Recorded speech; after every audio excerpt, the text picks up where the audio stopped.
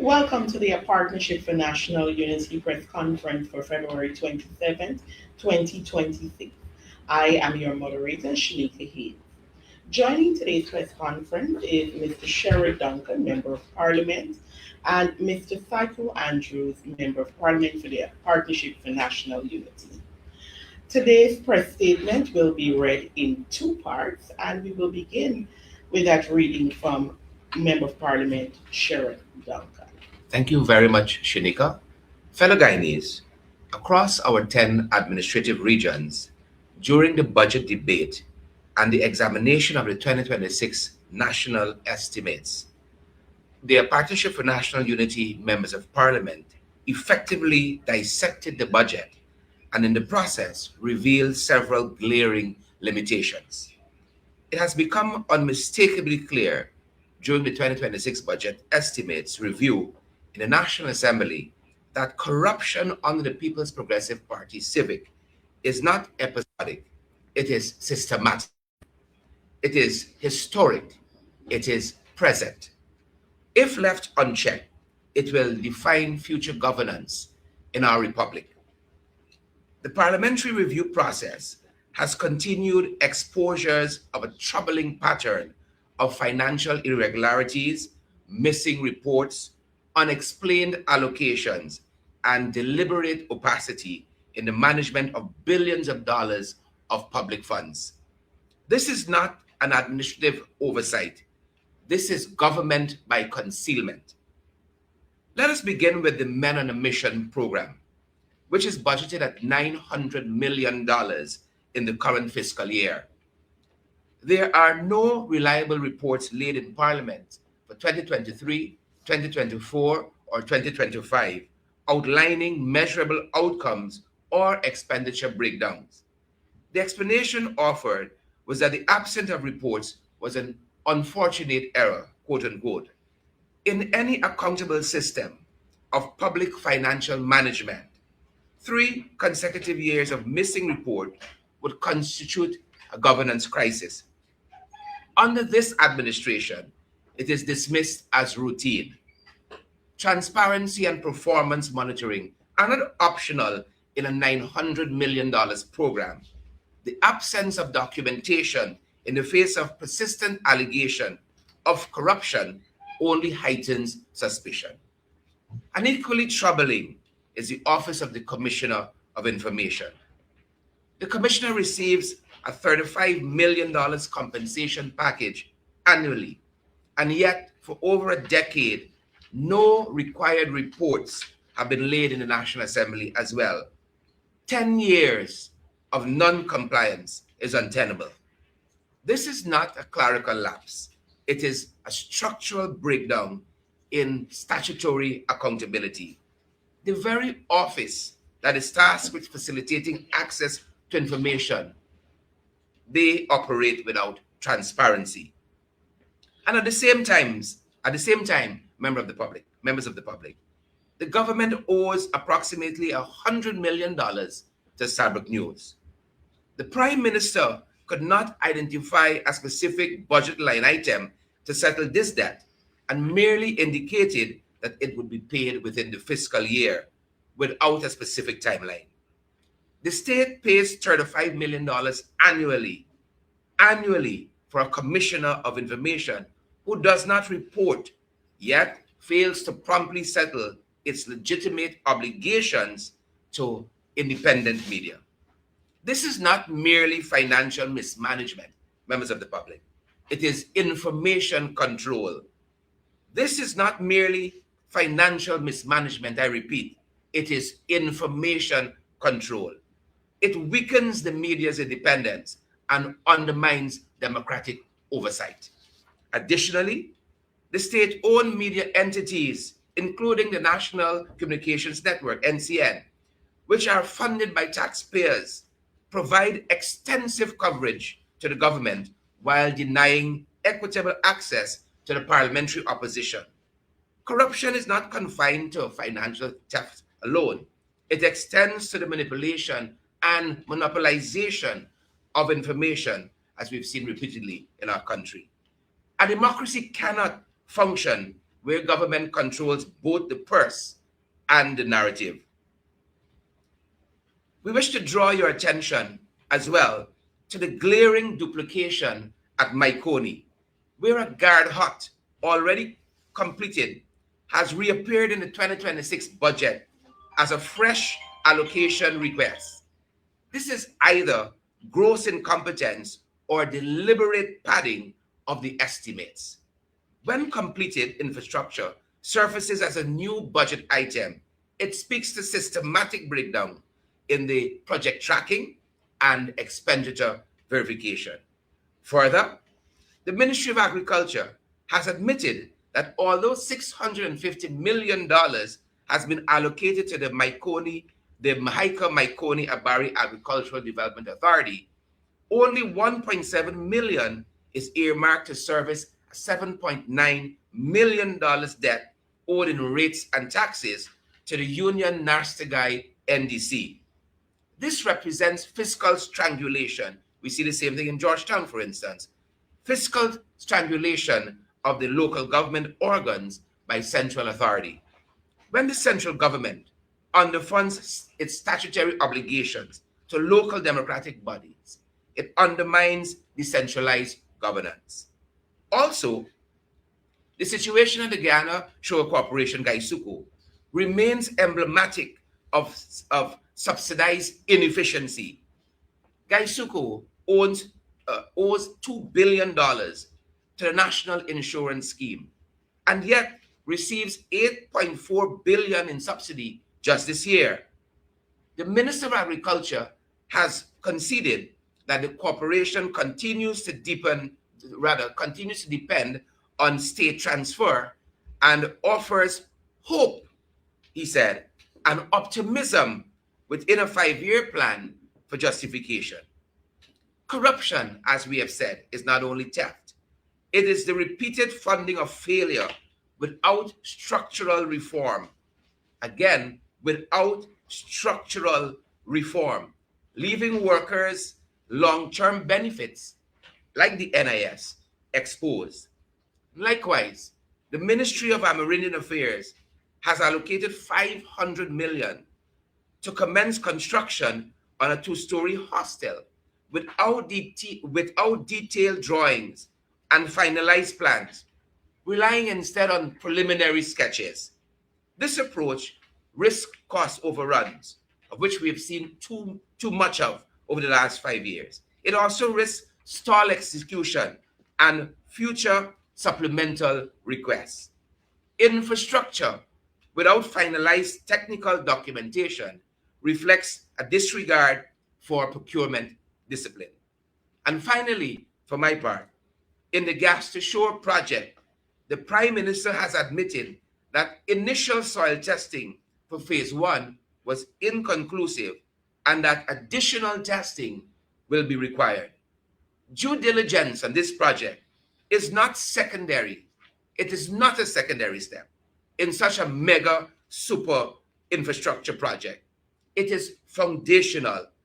And with a national budget now approximately 5 times that of 2019, Guyanese expect rigorous execution, not patchwork connections after billions have been committed. I thank you. Thank you. MP Psycho Andrews. Good morning. The Public Works Ministry allocated $0 to subsidize the Berbice River Bridge, despite the bridge being made toll-free in 2025 of August. Simultaneously, the government announced its intention to purchase the bridge from private operators, even though ownership is scheduled to transfer to the state at $0 in 2027. The rationale for accelerating purchase by 1 year remains unconvincing. The optics of directing public funds to private stakeholders ahead of an already agreed transfer raises legitimate concerns about beneficiaries and fiscal prudence. The same ministry allocated $1.5 billion to subsidize the Transport and Harbor Department, yet no specific allocation was identified for fuel and lubricants, despite the MV Hercules consuming over $73 million in fuel during the 2025 fiscal year. When pressed on operational contract costs for the vessel, the minister avoided direct answers, citing only an early operational estimate of approximately $400,000 per day, which annualizes to roughly $146 million. He simultaneously confirmed that a separate contract exists. The absence of clear contractual disclosure in the context of substantial public expenditure is unacceptable. In another major project, 19.6 billion Guyana dollars is stated as a project cost. 15.8 billion is awarded as a contract sum to Caribbean green builders. Yet 16.6 billion has already been dispersed. The ministry failed to clearly distinguish between the overall project cost and the contract value. When billions are allocated, contracted, and disbursed without clarity, the public is entitled to suspect fiscal indiscipline or worse. Regarding the proposed Quarantine River Bridge linking Guyana to Suriname, the Minister of Public Works failed to articulate Guyana's stake or outline dispute resolution mechanisms, stating only that no issues has arisen during discussions. Bilateral infrastructure of this magnitude requires defined legal frameworks and risk-sharing arrangements. Absence of clarity today may translate into asymmetric obligations tomorrow. Finally, the APNU notes the serious public allegations raised by contractor Jackson Nevins concerning the Hosororo Secondary School project, including claims of improper financial demands, non-payment for variation, and intimidation. These allegations reportedly include supporting messages and photographic evidence. Given the gravity of these claims, the APNU expects a formal and transparent investigation. Pending such investigation, the minister implicated should be relieved of duties to preserve institutional integrity.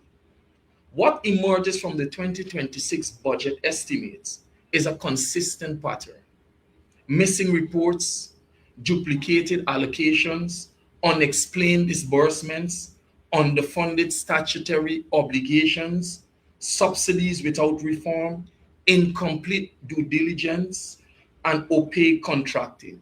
This is not an isolated flaw in one ministry. This is a governance architecture designed without robust accountability safeguards.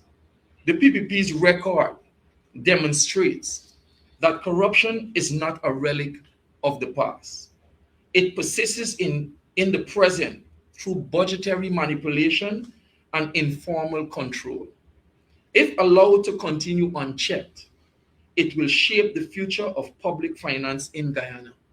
Oil revenues have expanded our fiscal capacity dramatically. With expansion must come strengthened systems of oversight. Instead, we see weakened transparency and normalized irregularities. APNU remains committed to defending parliamentary oversight, demanding full disclosure of public expenditure, protecting independent media, ensuring that every dollar of the Guyanese people money is subjected to rigorous scrutiny.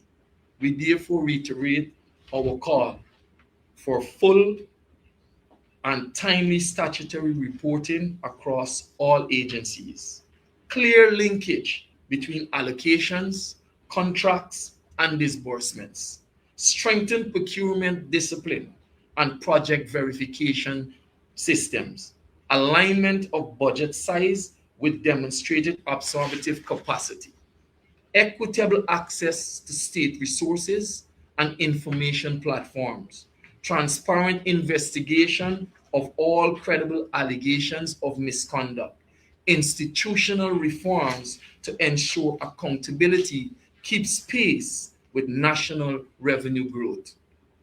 Guyanese deserve a system where public funds are managed with discipline, where transparency is the norm and not the exception, and where development is grounded in integrity. The 2026 budget has already been passed. What remains is whether its execution will continue along the same path or whether accountability will finally assert itself. Guyanese deserve development built on integrity, not expediency, on due diligence, not only optimism, on accountability, not concealment. Thank you. Thank you, MP. At this time, the floor is open for questions on the first statement. So you can do so, of course, by the raise of hand and stating your media house. I see the hand of Mr. Adam Harris.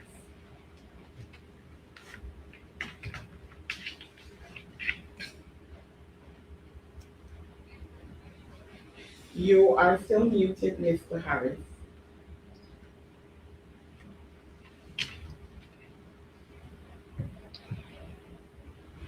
Yeah, sorry about that. Good morning, all. We aren't many, only me and Anasa Williams. A couple of quick questions. One for Cheryl. Now, we talked about the sugar estates and the allocations and what have you. In 2020, the government said it was coming to reopen those sugar estates that were closed. Is there any word on how many sugar estates have been successfully reopened over the past, 5 years, 5 and a piece years? Thank you very much, Mr. Harris. There is no official word, I think, save one sugar estate that was open. But whether it was one or three, I think our subject MP, the shadows the sector of Vincent Jordan, outlined clearly during the budget debates and scrutiny that the production has been consistently low, even when the government has revised its production target down two or three times in any given year. The production fails to rise to the occasion, and Gaisuko continues to underperform based on the amount of financial injection that the government has been given Gaisuko over the years. And one understands why it is doing this, but I think hard choices will have to be made sooner or later. One has seen the government has come to where APNU was on this issue, saying that they have to diversify and go into planting soya and other different crops on what was traditionally sugarcane lands. And so, without saying right sizing the sugar issue, they're slowly coming to where we have always been on the reality of where sugar is. But I think it's because they have recognized too that sugar has consistently been underperforming. But I have no doubt that our colleague Vince Wright Jordan is going to, in the coming days and weeks, be speaking more on this subject matter.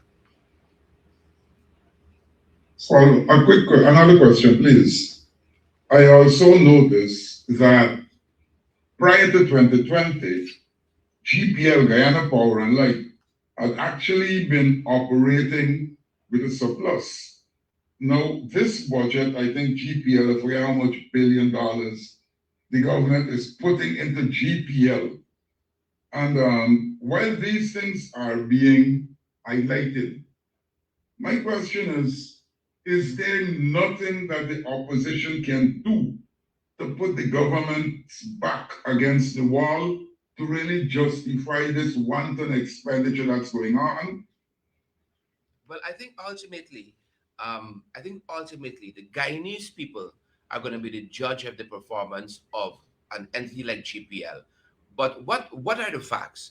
The 2024 Public Utilities Commission report told us that when set against the benchmarks, 8 benchmarks, power, production, and a number of other things, we failed. We 9 benchmarks. We failed 8 of 9. We keep hearing about this excess capacity and all of that, but the proof of the pudding is in the eating. It's in the number of blackouts we continue to have on a daily basis, even though they continue to say about all of this capacity they have had. Any Guyanese family encounters 2 or 3 episodes of blackout in any given day, and that is the fact of the matter. We quizzed the subject minister, did that in there, for instance, on Letem. They said when Como Falls came online on the grid, when Mokomoka came on the grid and the solar energy mix came on the grid, they would have had a reduction in the cost that the folks in Region 9 pay for electricity. And to date, with all 3 online, still the folks in Letem are still paying the same cost. Now, the minister would only respond to say that whenever the head of state makes a decision about the reduction in cost, it will be communicated. The promise has not been fulfilled.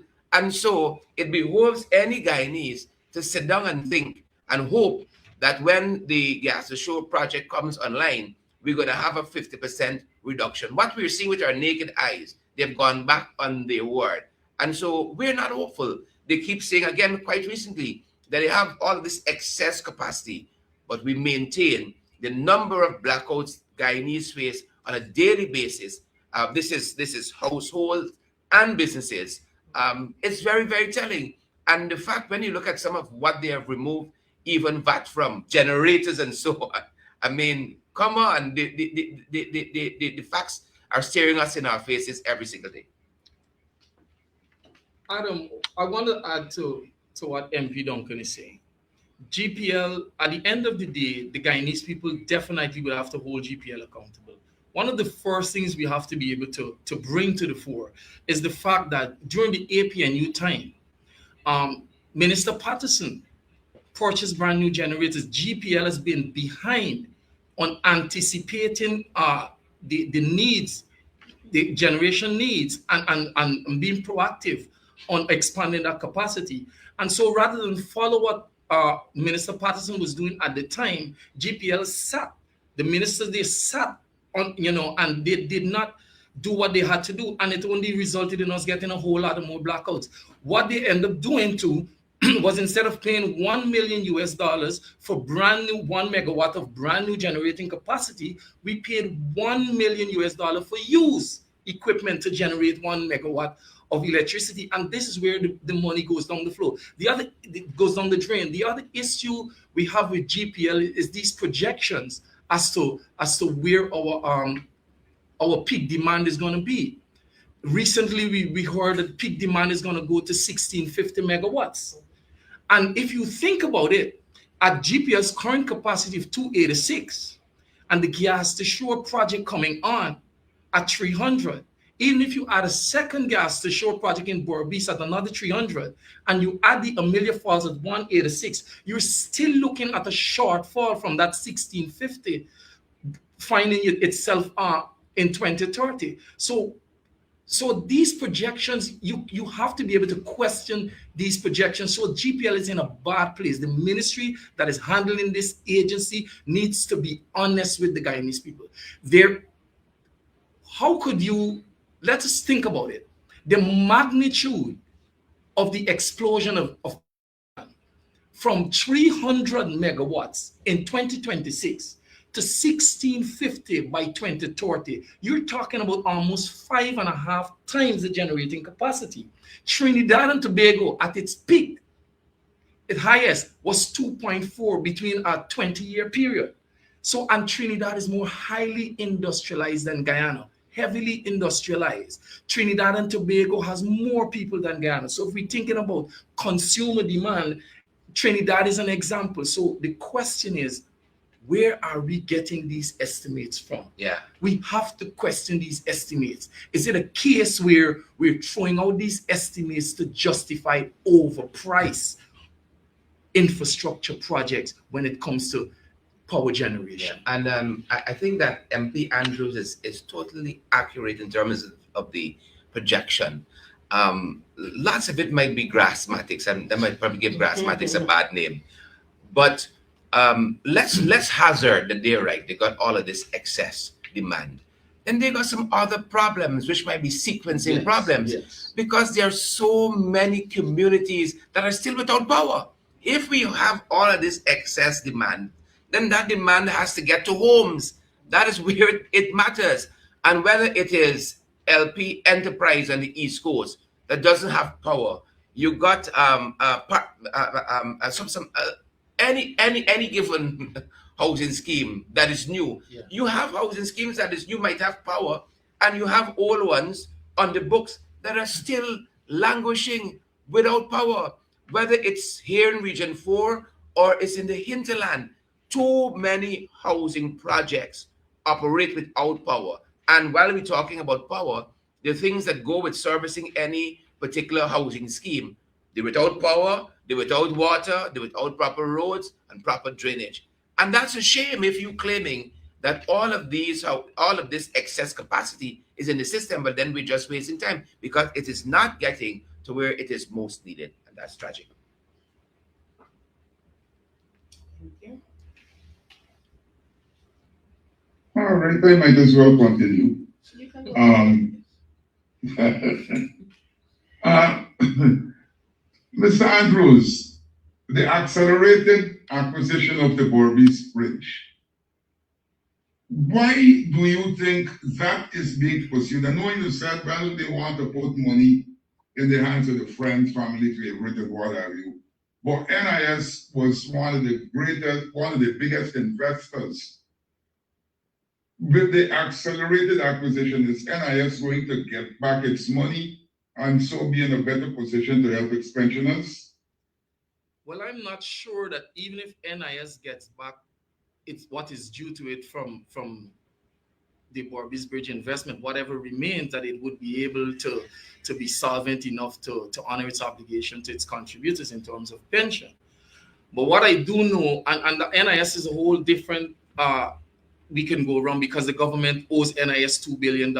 We can also look at that. But the accelerated acquisition of the Berbice Bridge, it can be. It really makes no sense at this point.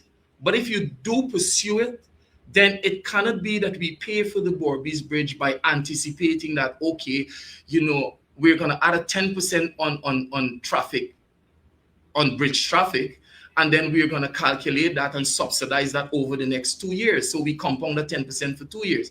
We cannot take that approach. So we could probably take an approach of a discount cash analysis approach in buying the Berbice Bridge, where we consider basically the net cash value, and you consider what is required of the net cash value over the 2 years, taking you to 2027. And you also have to be able to factor in the maintenance schedule that the Berbice Bridge Company is obligated to adhere to. Now, if that maintenance schedule is not honored, then we have to factor in what it would cost to honor that maintenance schedule, because it makes no sense we purchase a bridge in 2026, which is supposed to come to us free in 2027, and we're saddled with all the maintenance costs that the bridge company is contractually obligated to honor. So we have to consider all of those and come up with a buyout price. So we don't come up with at a discounted buyout price in 2026. That could be a prudent approach. So if that is the approach, then yes, we can receive value for money. But the funny thing about it is that when the minister was asked the question in Parliament as we interrogated the estimates, he said to us, one thing he can assure us, he could not say to us what is the ballpark figure that he was looking at to purchase this bridge. All he can say to us is that what he can guarantee it would be less than the subsidies.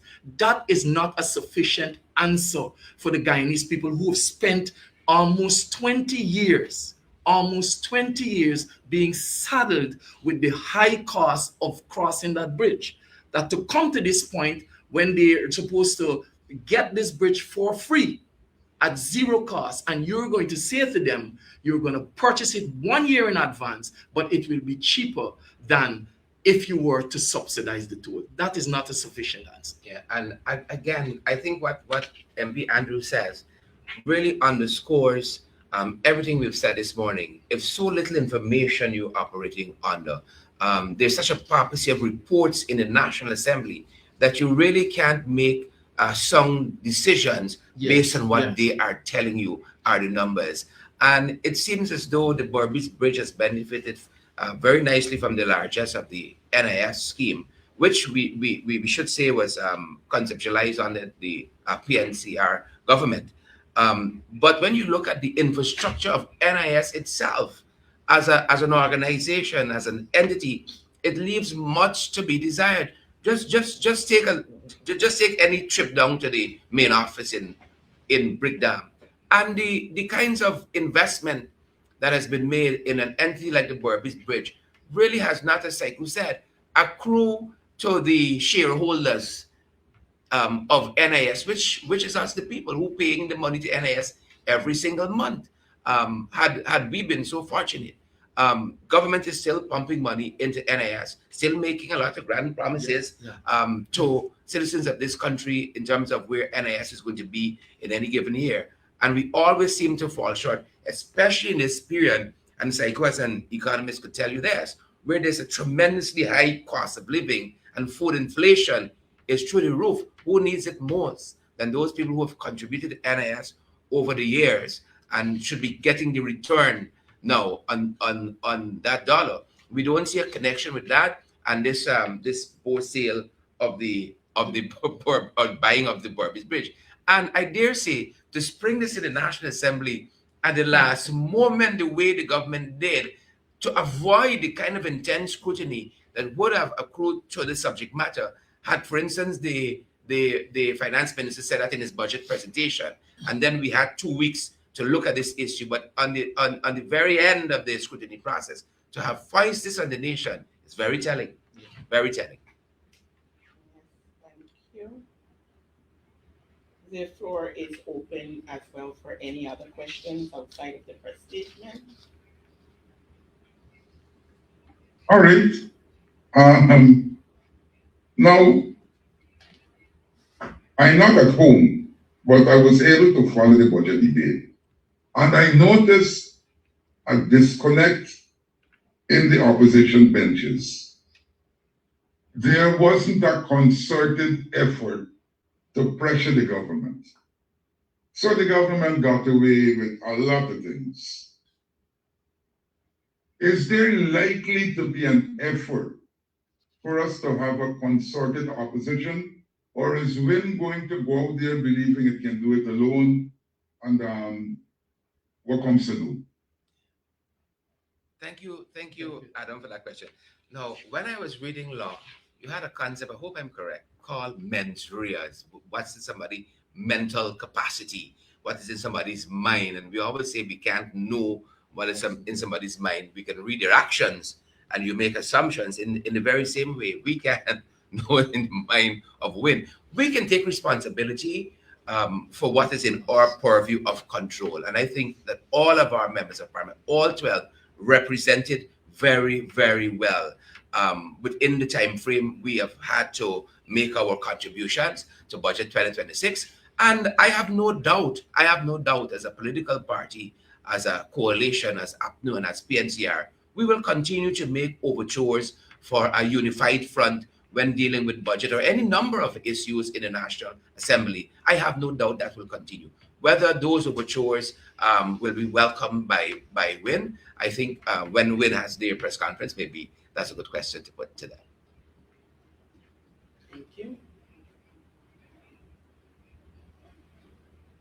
Any other questions? It's your day, Mr. Harris. It's your day. Go ahead. I tell you. I see Anasa has posted a question in the chat. Perhaps we can take it. Okay, let me just check on that 1 second. Okay, so we have a question from Ms. Williams, who I believe is Skytra News. Mr. Andrews, from an economic standpoint, where do you see Guy Suku by the end of this term in office if government continues down the path of pumping money with the corporation not meeting targets? I do not believe that Guy Suku will be turned around. I don't believe that success, the way how the government wants to sell it, will come to Guy Suku. Because there's a lot of gaps in the government program, in their approach to Guy Suku.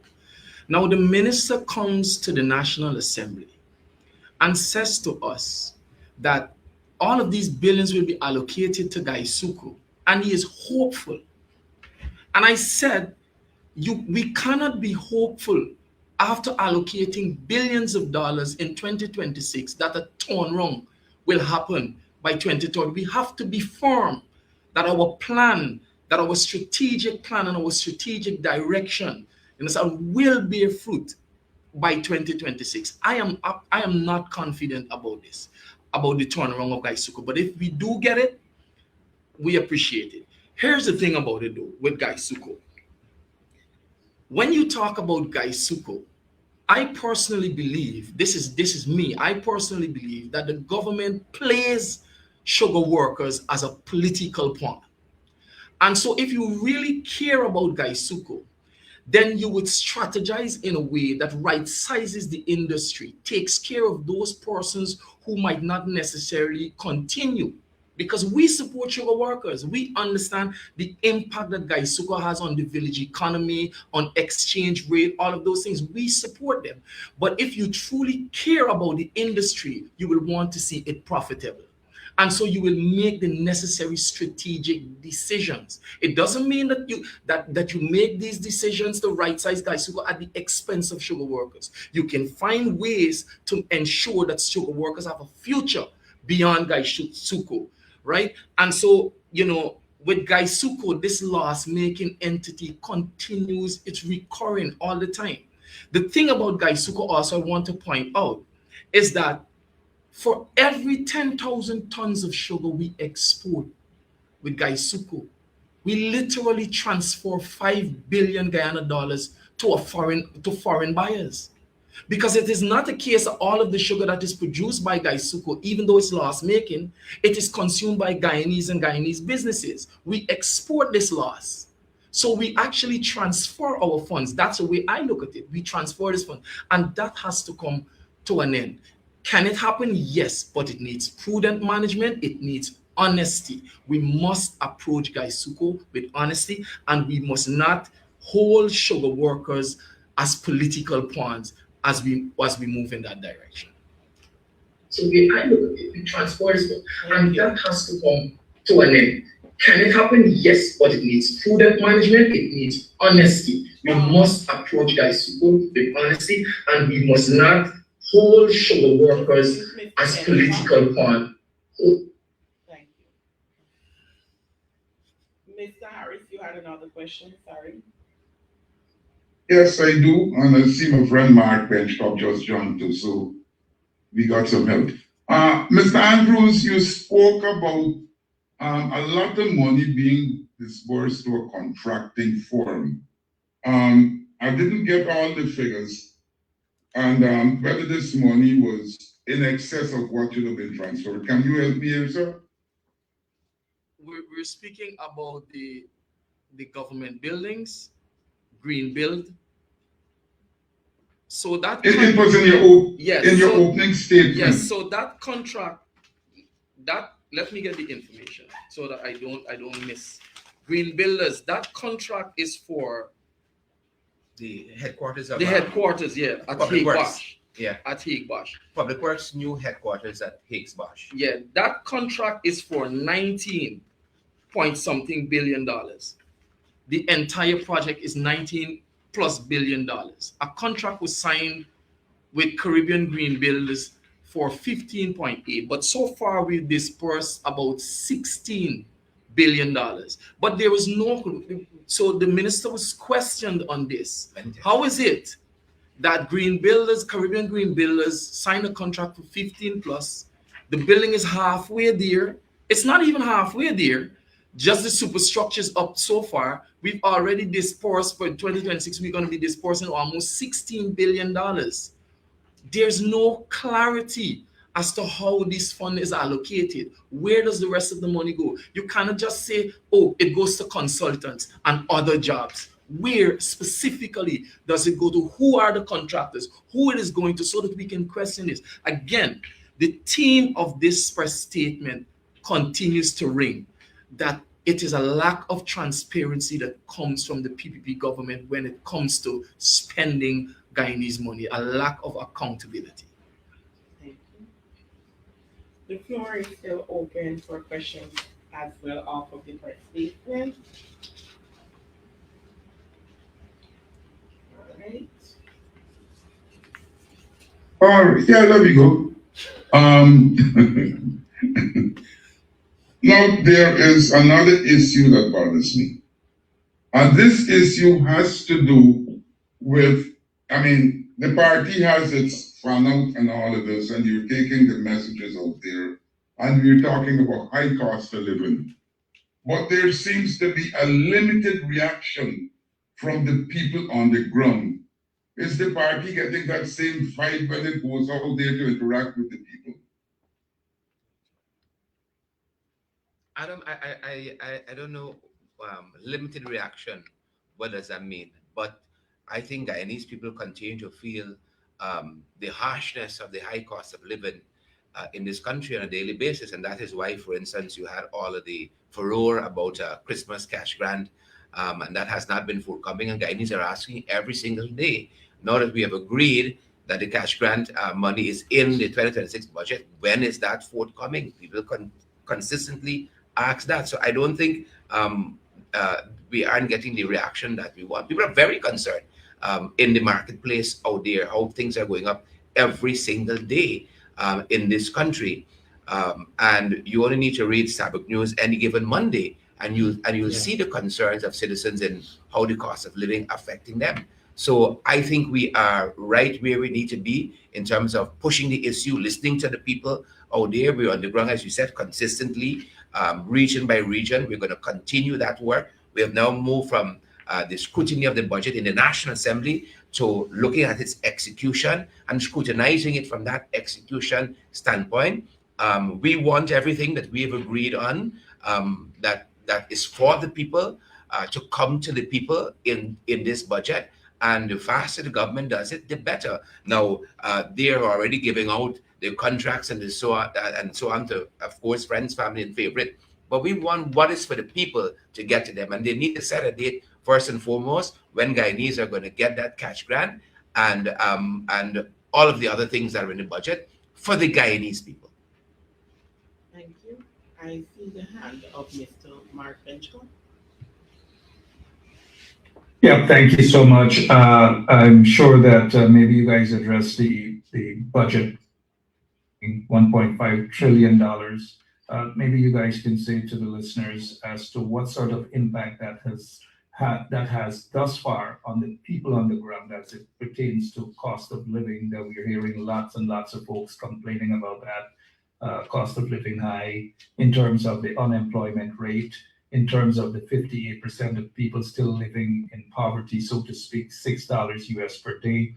I'd like to hear that question answered. The other question that I have, it pertains to the sanctioned persons, whether those sanctioned persons are still being paid by taxpayers of Guyana, mainly two of them, one the former permanent secretary, Ms. Toussaint, and the other being a senior police officer of the Guyana Police Force. Are those two persons still being paid by taxpayers of Guyana?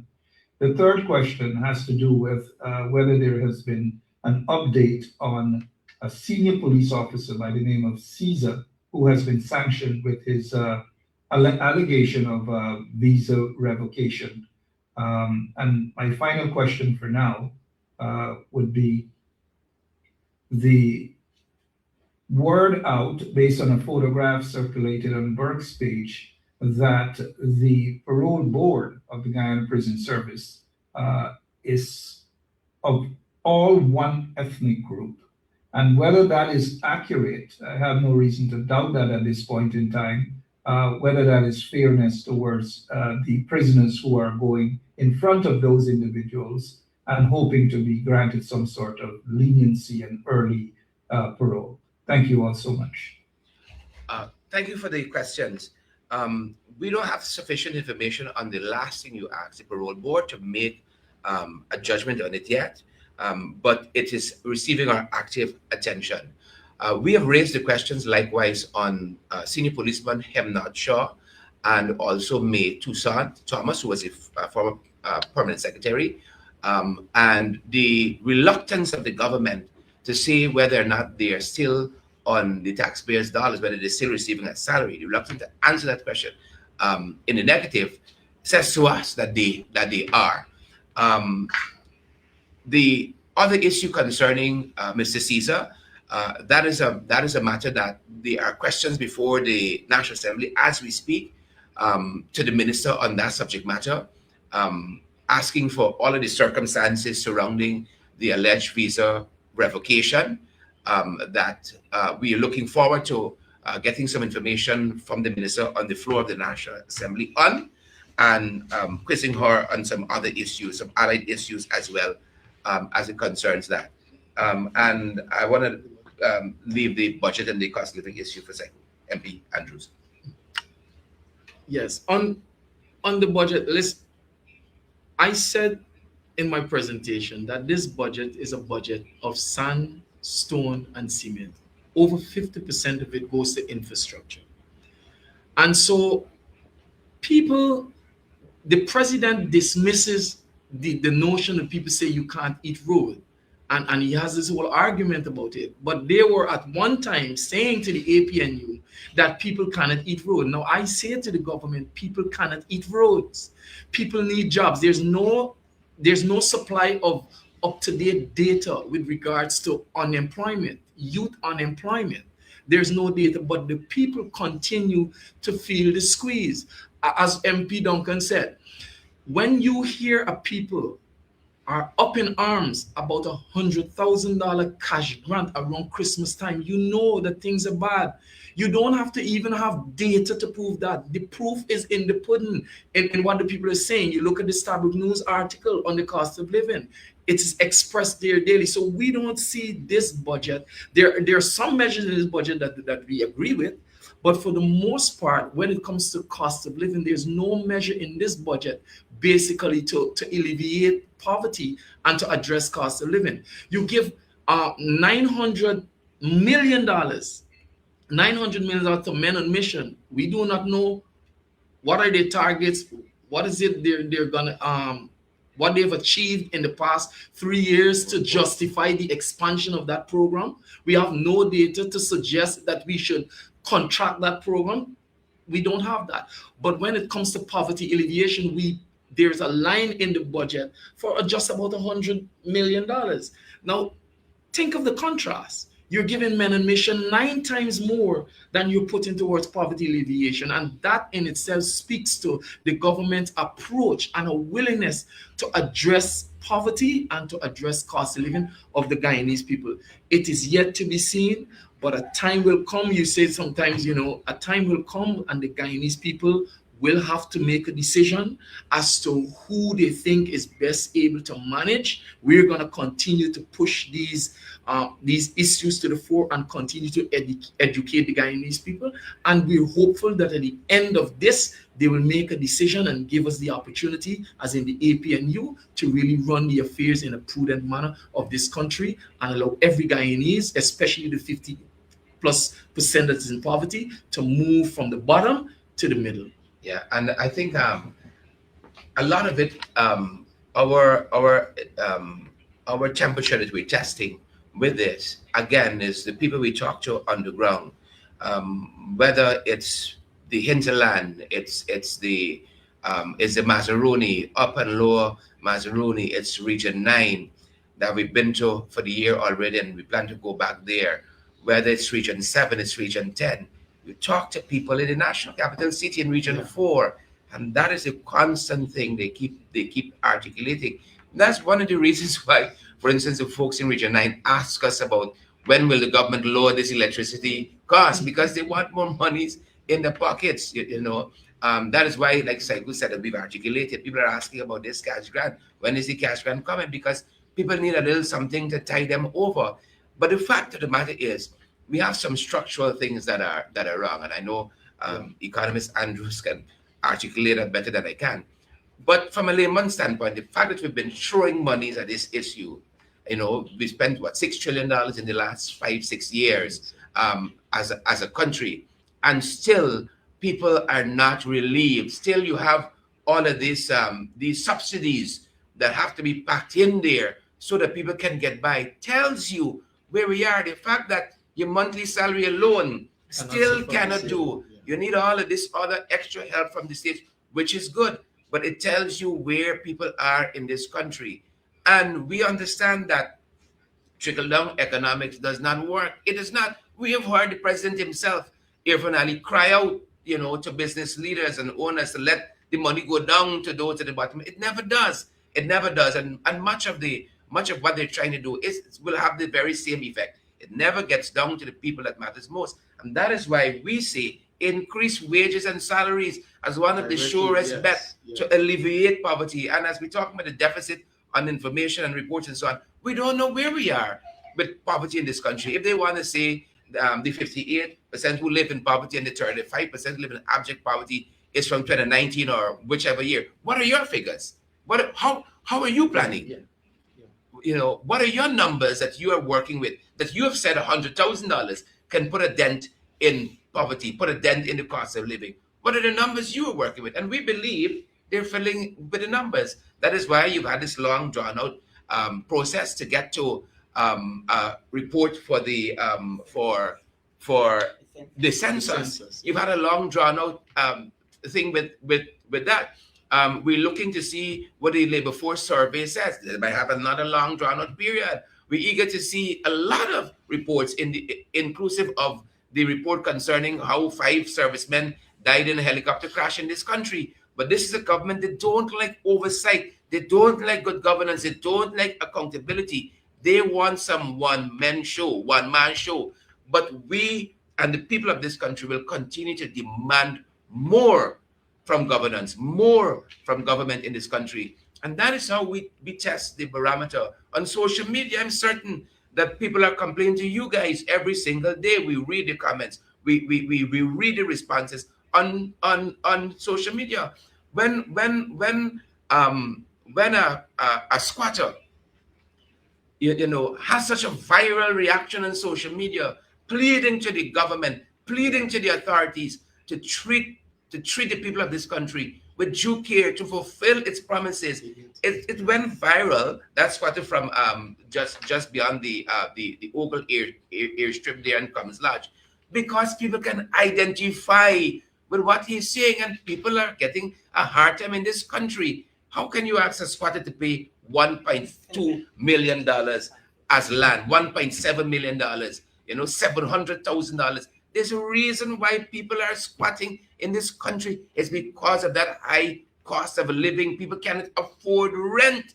And that is why they endure squatting. But of course, we have offered several alternatives in our manifesto. We've said that every Guyanese earning under $400,000 should have a free piece of land, a free house land. That's like every single Guyanese. We've said rent control. Rent is exorbitant. A lot of landlords think that everybody got a Stabrook block in the backyard, right? So we say we wanna see rent control among a number of other subsidies. We said we not only want free education for our people the way we had it prior to 1992, but we also want to put a little money in the pockets of our students. They must got a little stipend. I mean, I am shocked that guys so good are getting all of this money on a yearly basis, all this subvention, paying its apprentices $4,000 a month. I mean, come on. So when we gauge all of these things, when we gauge this dashboard, and there's so many other issues we can put in it, we understand that the cost of living in this country is very, very exorbitant, and we have to bring relief to our people. And I think our people are going to decide it for themselves very shortly when we go to the polls again.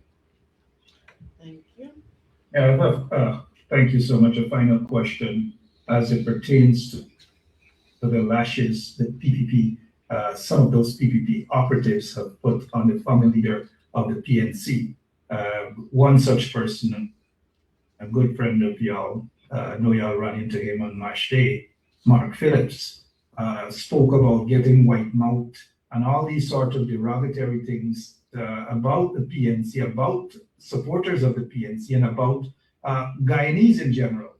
Now, my question is not whether you have witnessed Mr. Phillips' evidence of him having white mouth. I wouldn't ask that question, neither would I be derogatory. I'm just asking specifically the question about his disrespect to PNC and PNC supporters, and by extension, Guyanese.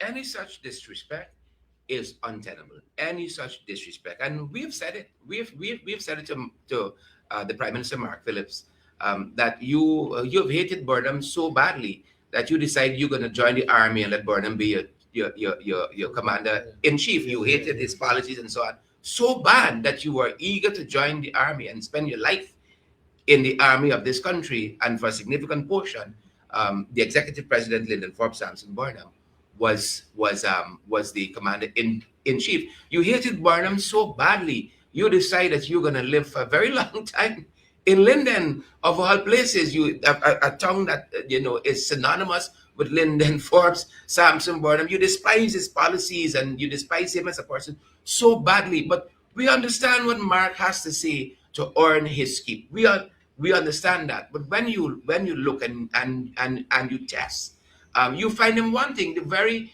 last time we run into Prime Minister Phillips, as you alluded to, was Mashamani. Mashamani, as a national celebration, was founded, was started, was birthed under the People's National Congress reform. You hate it so badly, and here you are being part of that celebration. And so it's always with the PPP that they talk one thing, but the actions are vastly different. But we understand what it will take to bring this country back on the right track through sound economic policies. I don't think you would have a right-thinking Guyanese who would argue that the People's National Congress reform and the Partnership for National Unity has had a superior manifesto in its policies, so much so that, again, you hate Burnham and you despise Burnham and his party, but you achieve the slogan, putting people first for your national budget. I mean, this is an odd way to show it to me. In my opinion, you see, when the PPP and specifically PM Phillips cannot match the record of Forbes Burnham, they resort to these derogatory statements about white mouth and all of these things. You cannot dismiss the accomplishments of Lyndon Forbes Sampson Burnham. Transformative infrastructure projects. We're talking about education, free university education from nursery to tertiary. We're talking about linking regions. We're talking about food security. We're talking about a man who was respected in his time and in his generation by world leaders. We're talking about people who defend Caribbean leaders against international, leaders. And so you cannot question the legacy of Lyndon Forbes Sampson Burnham. You cannot question his accomplishments. And so Mark Phillips joins the bandwagon and becomes derogatory. But it's not that he has done it in private. That is what is distasteful. He didn't do it in private. He stood in the National Assembly and did this. And I think that he should be able, we should demand an apology from Mark Phillips on this, because I think it is very disrespectful and it was uncalled for. Thank you. I'll take a final question before we close off today's press conference. All right. Mark, me or you? No, I'll take it since I'm the elder one. Adam, you go ahead, but I wanted to take on the two MPs, please, gentlemen, on the recent quote-unquote suicide of a 70-year-old man at the Georgetown Public Hospital. Even while there is no word on the previous suicide by a young woman, there is no word on that investigation.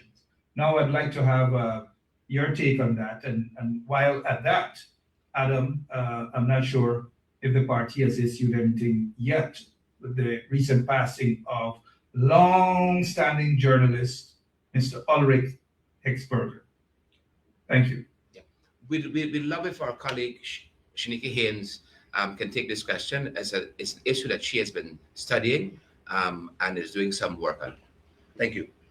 Okay, the issue of the recent suicide is something that is extremely troubling. You know, every time we talk about the government and them taking accountability and doing the things that they should, we end up in these kind of situations because they don't.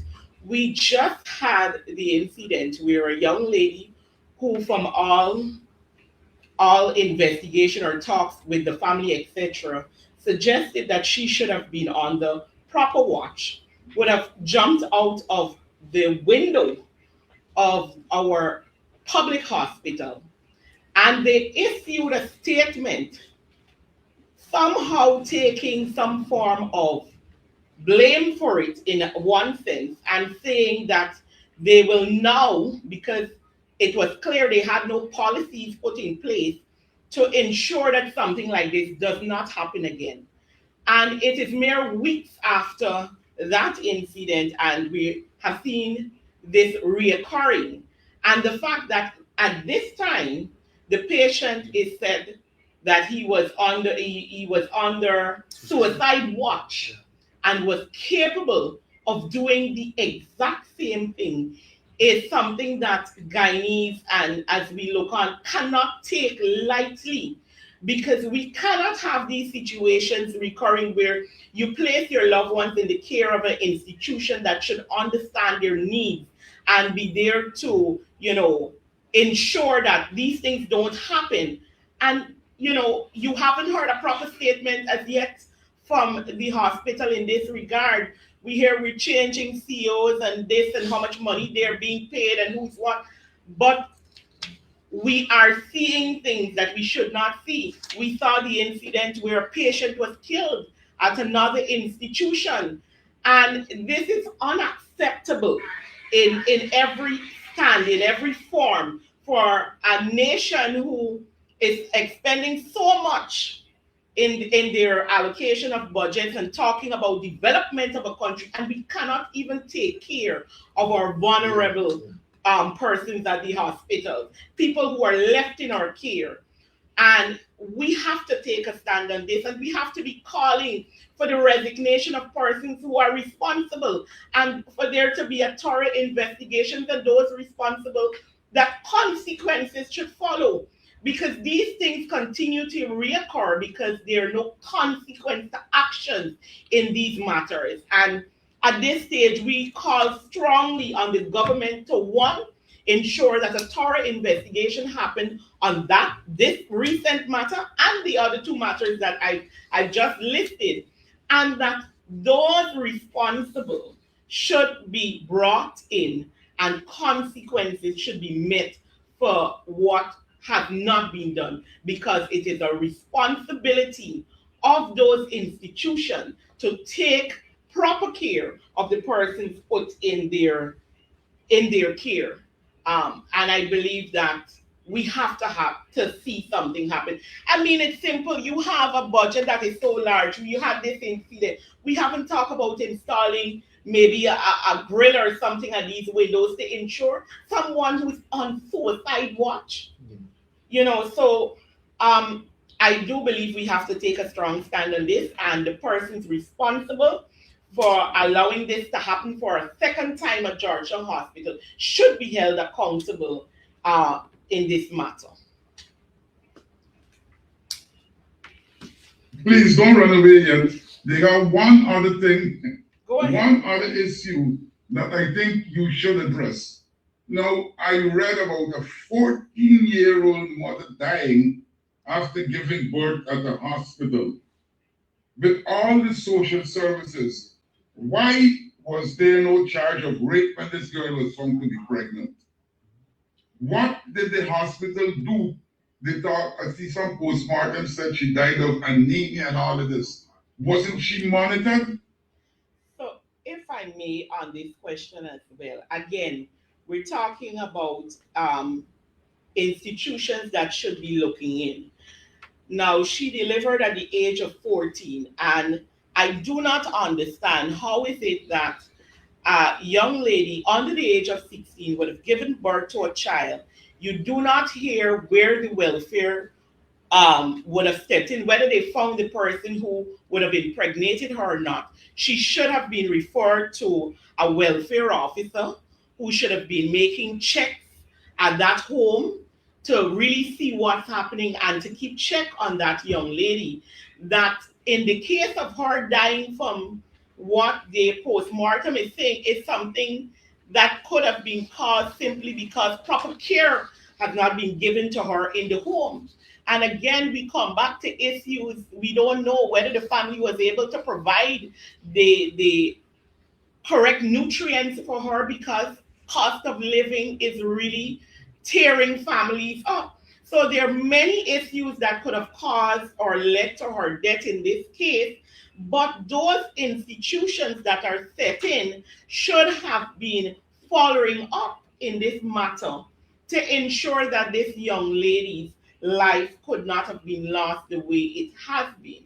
And again, this is the government taking responsibility for the institutions and the responsibilities that they should when it comes to these situations. There is no way that the welfare system should have not been making regular checks on this young lady due to the circumstance in which she went to the hospital and she delivered a child at the age of 14. So again, we have to call on persons being held responsible. I want to hear a statement from the welfare department, whether they were involved or not. And, how was the hospital able to release her into the care of the family that brought her in this state? So, again, our institutions. Thank you. All right, thank you so much. With there being no other questions, I want to thank our media personnel again for joining today's press conference, and of course to our viewing audience on all our social media platforms. We're coming down to the end of February. I do hope you have a wonderful weekend, and I hope to see you healthy and well in the new month of March.